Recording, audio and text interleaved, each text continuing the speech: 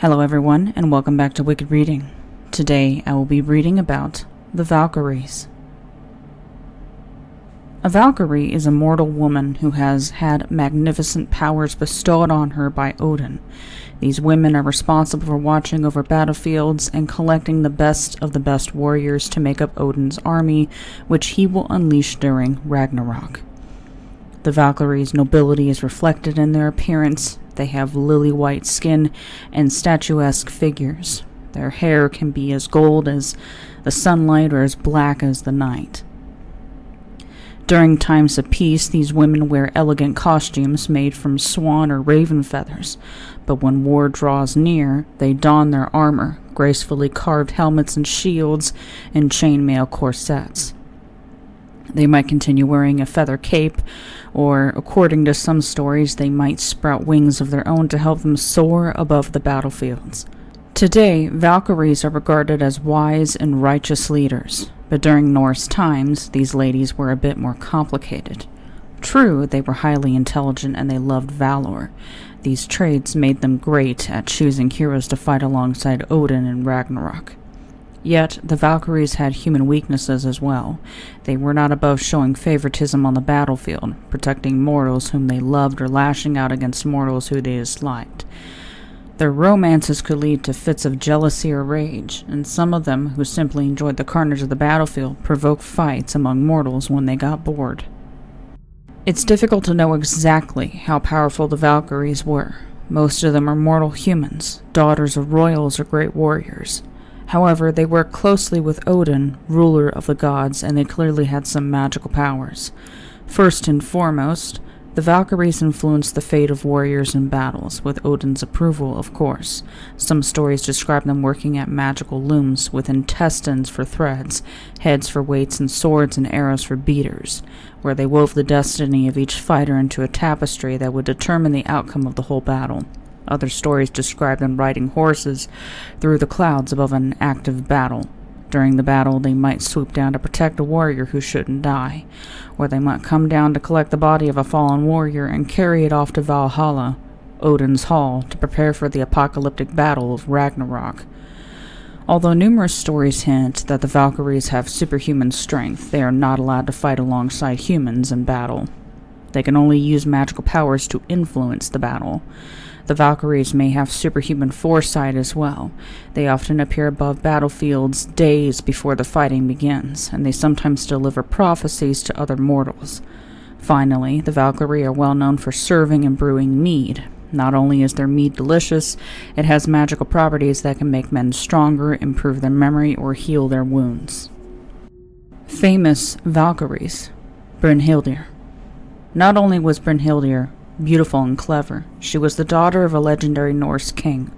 Not surprisingly, Odin decided to make Brynhildr one of his Valkyries when she came of age. Brynhildr made a splendid Valkyrie until Odin asked her to decide the fate of a battle between two kings. The young lady knew that Odin preferred the older king, yet she decided to let the younger king win, reasoning that the older king would soon die anyway. Unfortunately, Odin didn't accept Brynhildr's reasoning. He was outraged by her decision and decided to imprison her on a mountaintop where she'd be forced to sleep in a circle of fire until a man found and married her. For hundreds of years, the Brynhildr laid asleep in her fiery temple. At last, the hero, Sigurður, arrived. He was captivated by the beautiful woman with firelight dancing across her pale skin, but when he approached her, she continued to sleep. Gently he touched her hair, then her face, and she slept on. Looking closer, the hero saw that her mail corset was so tight it seemed almost to have melded with her skin. He loosened the laces, and Brynhildr drew a deep breath that woke her from her sleep. It was love at first sight. Sigurður proposed to Brynhildr with a magical ring, which she eagerly accepted. Then the hero left his young fiancée, promising he would return as soon as possible and marry her. But plots to break up the engagement were already being formed. Below Brynhildr's mountain lived a sorceress with a daughter and a son. This crafty woman wanted the heroic Sigurður to marry her daughter, Gundr. So when he came down from the mountain, she offered to let him rest in her house. There she gave him a potion that caused him to forget Brynhildr and fall in love with Gundr. Soon, the two were happily married. To appease Brynhildir, who would surely be enraged when she discovered Siguror's betrayal, the sorceress decided to send her son, Gunnar, to woo the Valkyrie. But when the young man approached Brynhildir's temple, the magical ring that Siguror had given her caused a ring of flames to block out his rival. Gunnar tried to ride through the flames, but the heat filled his armor with sweat and made her horse scream in fear. Next, he tried to ride Siguror's horse through the flames, but the spell stopped him again. Only Siguror could pass through the fire. The sorceress begged Siguror to let her transform him into Gunnar's shape so that he could pass through the flames and convince Brynhildir to be Gunnar's wife. Eager to please his new mother-in-law, Siguror agreed. When Gunnar rode through the flames, Brynhildir was dazzled by his bravery and love for her. She agreed to be his wife, and Gunnar removed Siguror's ring from her finger. They spent the night in the mountain but did not sleep together. The next morning, the happy couple rode down from the mountain. Gunnar and Siguror returned to their true shapes, and Gunnar married Brynhildir. Years later, Brynhildir began bragging to Gunnar that she had the better husband. After all, he had risked his life riding through magical flames to win her heart. Gunnar couldn't take the taunting. She spilled the true story to Brynhildir, and the Valkyrie was enraged. At first, she begged Gunnar to kill Siguror, claiming that he had raped her during the one night they spent on the mountain. When Gunnar refused, she convinced his younger brother to commit the murder by stabbing Siguror to death in the middle of the night. But Brynhildir's rage was not satisfied. The next day, she herself murdered Siguror's 3-year-old son. At last, she threw herself into Siguror's funeral pyre so that they could enter the afterlife together. Svava. One day, a mute man was sitting on a hill, overlooking the green Nordic landscape. As he watched, he saw 9 Valkyries riding through the sky. All of them were dazzlingly beautiful, with their gleaming armor and flowing hair. But the leader, Svava, filled the man's heart with wonder. In his mind, he called out to her, but his voice failed him as always. To his astonishment, the beautiful leader turned her horse in the sky and rode back to him. She had heard his call in her mind, and she had decided to give him 2 gifts, a voice and a name. The name was Helgi, meaning Holy One.